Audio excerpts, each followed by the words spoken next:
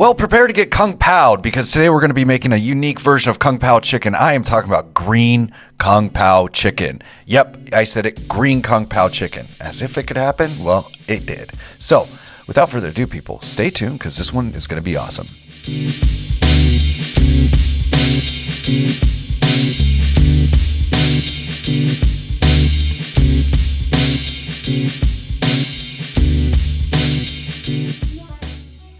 Kung Pao Chicken. Wow, this one's gonna be awesome. And as you know already, it's not your traditional Kung Pao Chicken. Why? Well, it's green. So you gotta stay tuned and figure out why it's green. But without further ado, people, I'm gonna make this shit. Stay tuned. Starting off with our aromatics, we're gonna start off with a large white onion and we're just gonna get a nice rough slice. That's all we're gonna do here. Just a bunch of nice rough slices. It doesn't have to be perfect. We're cooking at home, for crying out loud. Then we're gonna go ahead and get 3 stalks of green onions and we're just gonna cut those down, start slicing them down into about 1 and 1.5 inch long pieces. And I like to keep the bulbs at the end. I find them very tasty. And then I'm just gonna slice them down the middle just to get more green onions incorporated into this recipe. And so we're not chewing big pieces of green onions as well. Then I've got some boneless, skinless chicken thighs here, which I'm going to go ahead and slice up and then I'm going to cube them. So when we're slicing them, we have to be really conscientious of the fact that people are going to be eating this. So you don't want really big hunks of meat in the dish. So get them down to cubes, probably the size of 1 inch to 1 inch if you can.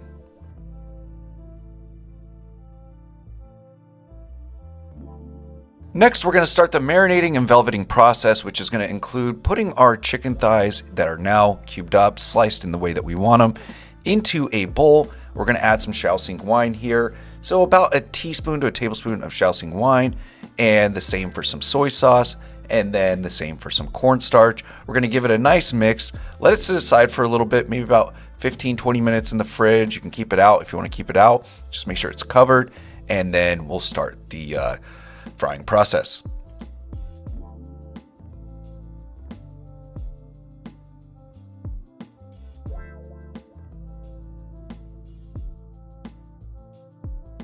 Okay, so we're gonna go ahead and move on to the Kung Pao sauce. So I've got a knob of ginger here that I peeled, dropped that in a blender, then 6 to 8 cloves of garlic. You can go heavier. I love a lot of garlic. You know this, people. You don't have to go as crazy. And then 1 to 2 jalapeños that have been sliced down, destemmed as well.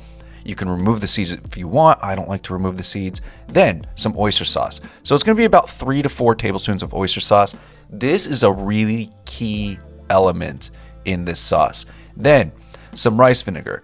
So for the rice vinegar, you know, we're going to go with about a tablespoon of rice vinegar, okay? And the same for some honey, but we'll add the honey in just a minute here. We're going to add some soy sauce, and the soy sauce is going to be about 3 tablespoons.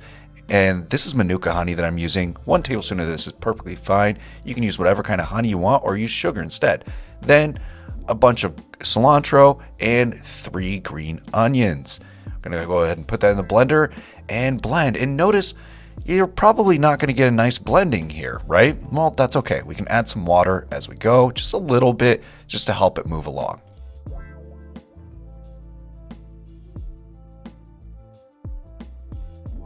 Now, in a wok, I have about 4 to 5 tablespoons of avocado oil. You can use whatever kind of oil you want. And I'm going to slowly start adding in my chicken, getting a nice Maillard on it. And you want to do it in batches, okay? Don't overcrowd, but woks are really good to cook in for this. So we're just going to work that through until we get to that really nice crust there. That is Maillard. And don't remove what's at the bottom of the wok. That is fond. That's going to be awesome for the recipe later on. After the chicken's done, we're going to start working with our aromatics. So we're going to start just lightly sauteing them in that wok. So this is like a medium to low heat. We don't want to burn them. And then once they're nice and a little caramelized here, I'm going to drop in some chili de arbol. You can use about 5 to 6, however much heat you want. I recommend not eating them, just letting them spice up the dish. And then we're going to drop in our chicken and let that incorporate, mix it around with our aromatics. And then we're going to go ahead and drop in our sauce. So still medium to low heat, not heavy, high heat. And we're just going to stir this around, get this nice and blended together. before we start adding a cornstarch slurry. Now, for a cornstarch slurry, it's about 1 part water, 1 part cornstarch. So I have about 3 tablespoons of cornstarch, 3 tablespoons of water, mix it up really well, and slowly add it in, just a little bit at a time. After it starts heating up for a little bit, you'll notice it starts getting thicker. So you don't want to add it all in at once. You might be left with a big, thick mess. And so I'm adding a little bit more here because I want it right to the thickness that I want. Not too thin, not too thick, but just enough to where you can see it just kind of drop off like that off my spoon, like slowly. That is what I'm looking for. And at this point, I gotta say, we are ready to plate, people. But we can also add in some peanuts. That's a Kung Pao staple. So if you want to add in some peanuts, go ahead and do it. I did that.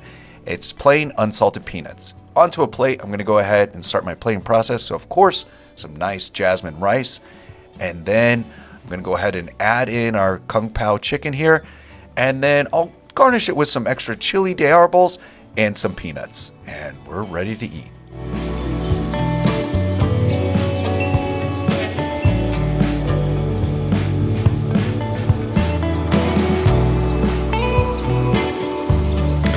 All right, and we are done. So I'm gonna go ahead and try this. It looks so damn good.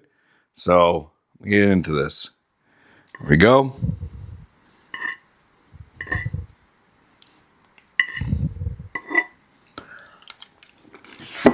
Wow.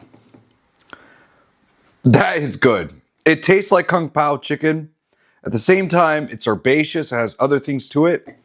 And yeah, it's different. Different from what we've always had every time. You know, we can't order the same thing every time, but man, this one is so good. It's smoky. It has the herbaceous flavors and, the Kung Pao flavors in it as well.